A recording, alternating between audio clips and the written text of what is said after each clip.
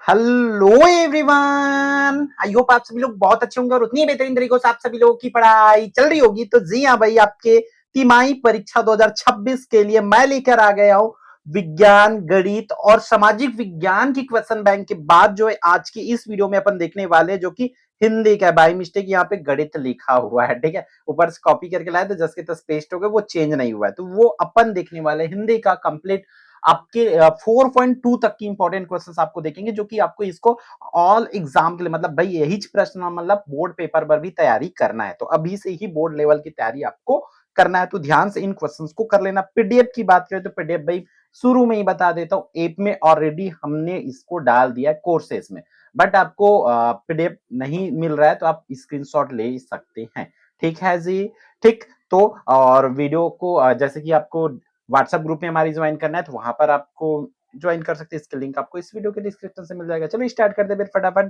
Chapter number 1 से चंद्रघना से लौटती बेर, जिसकी ब्लूप्रिंट क्या है, एक एक नंबर वाला 2 क्वेश्चन आएगा, एक 2 नंबर वाला एक क्वेश्चन और 4 नंबर वाला एक क्वेश्चन। तो फटाफट देख लेंगे।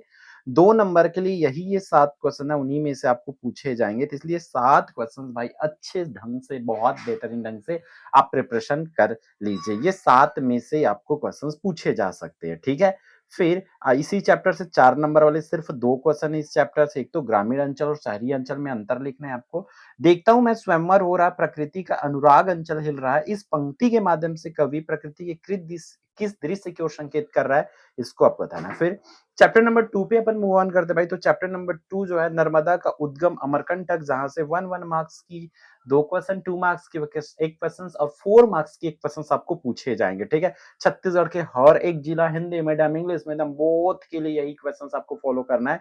तो ध्यान से देख लेंगे। तो यहाँ से 2 नंबर वाली 8 क्वेश्चन हमने निकाल रखे। देख लो, नर्मदा का उद्गम कहाँ से हुआ है, नर्मदा अपना प्रणय संदेश किसे भेजती है, नर्मदा नदी लोगों के जीवन को कैसे खुशहाल बनाती है ना, विंध्य और सतपुड़ा को लेखक ने किस रूप में चित्रित किया है, नर्मदा नदी लोगों के जीवन को कैसे खुशहाल बनाती है, मैकल किन 2 पर्वतों का संगम है, और अमरकंटक से किन किन नदियों का उद्गम हुआ है।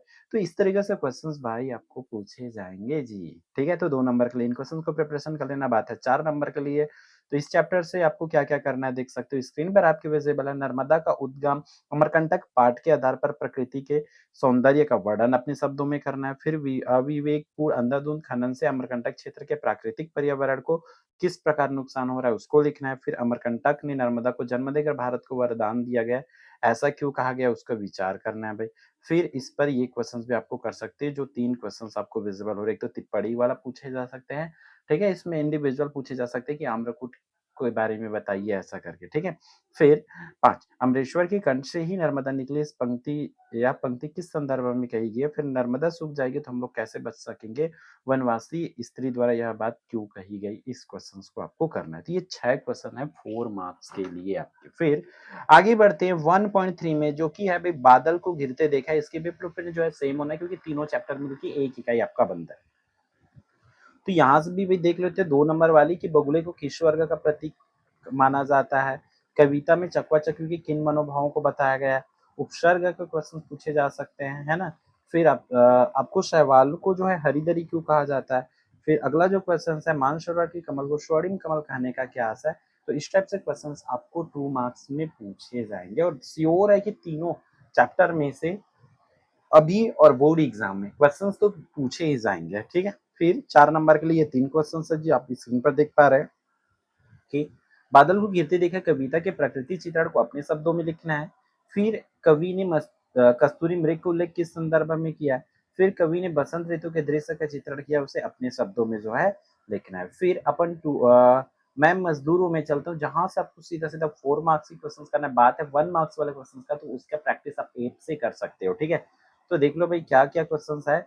फैक्ट्री में काम करते हुए या दुर्घटनाग्रस्त होने पर मजदूरों के प्रति मालिकों की क्या क्या जिम्मेदारी होनी चाहिए।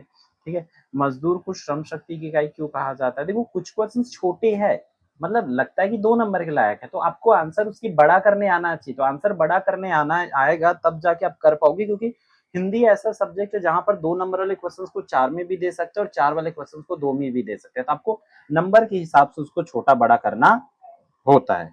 ठीक है, तो इन क्वेश्चंस को बहुत अच्छे से कर लोगे कि निर्माण के प्रति मजदूरों की निरंतर प्रतिबद्धता किन किन बातों में जाहिर होती है, मजदूर के पारिवारिक जीवन का हाल कैसा होता है उसको करना है, कल्पना कर लीजिए कि मजदूर काम करना बंद कर दे तो क्या होगा, उसको करना है।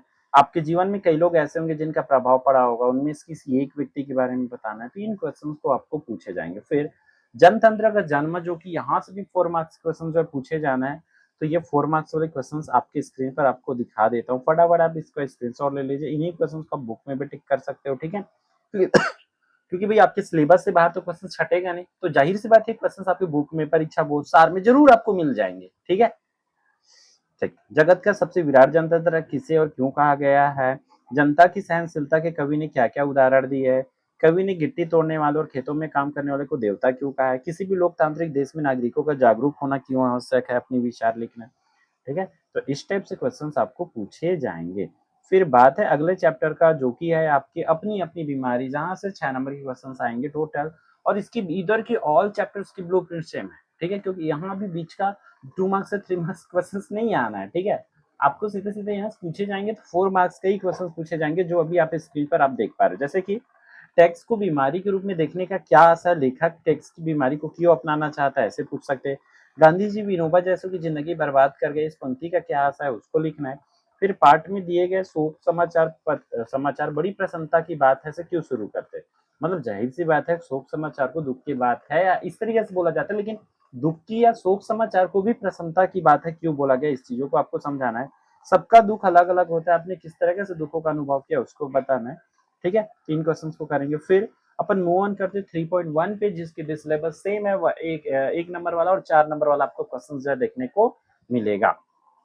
तो 4 नंबर के लिए आपको फर्स्ट क्वेश्चन है जो प्रिपेयर करना है माटी वाली से। माटी वाली के बिना टेहरी शहर के कई घरों में जो है चूल्हे तक का जलना क्यों मुश्किल हो जाता था, इसको करना है। माटी वाली का कंटर किस प्रकार का था, उसका वर्णन करना है। टिहरी बांध पुनर्वास के साहब ने माटी वाली से क्या लाने के लिए कहा था। माटी वाली का एक रोटी छिपा देना उसकी किस मना स्थिति की ओर संकेत करता है। घर की मालकिन ने पीतल के गिलास को पीतल के गिलास को अभी तक संभाल कर क्यों रखी थी, उसको बताना है, ठीक है। तो ऐसे ऐसे ही क्वेश्चंस आपको पूछे जाएंगे, तो ध्यान से इन क्वेश्चंस की आप प्रिपरेशन जो है कर लेंगे। भाई मैंने इसको बहुत मेहनत से आज बनाया, संडे के दिन है, संडे के दिन 5 घंटा 4 घंटा काम करने के बाद ये चीजें डन हुई है, ठीक है। 3.2 है कन्यादान, जहां से भी 4 मार्क्स के क्वेश्चन आपको पूछा गया है, ठीक है। तो इसको ध्यान से इसको देख लेंगे, 4 मार्क्स के क्वेश्चन आएंगे। अब मेरे हिसाब से देखो बोर्ड अब क्या बोलता है कि कहाँ तक आएगा, 4.2 तक आएगा, ठीक है। क्योंकि उन लोगों के सिलेबस के अकॉर्डिंग हमें तैयारी करना पड़ेगा अगर क्वेश्चन बाहर से आता है तो।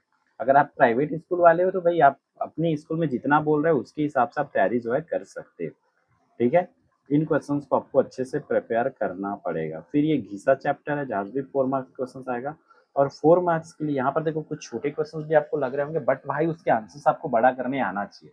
मैं सही बोल रहा हूँ, क्योंकि हिंदी ऐसा सब्जेक्ट है जहाँ 2 नंबर वाले छोटे क्वेश्चन को भी 4 नंबर में देते हैं और 4 वाले को भी 2 में देते हैं, इस बात को याद रखना हिंदी में, ठीक है। फिर पुरस्कार कहानी की क्वेश्चन आपके स्क्रीन पर विजिबल है, और ये रहा अमर शहीद वीरनारायण जी के चैप्टर से ये 4 मार्क्स वाले इंपॉर्टेंट क्वेश्चन, जो कि 5-6 क्वेश्चन मैंने लिया है, डेफिनेटली ऐसा हो जाएगा। तो गृह प्रवेश लास्ट चैप्टर है, आपकी स्कूल में जितना आ रहा है उसके अकॉर्डिंग आप प्रिपेयर कर सकते हो, ठीक है। तो इसको ध्यान से कर लेना। स्क्रीनशॉट आई होप आप लोगों ने ले लिए होंगे।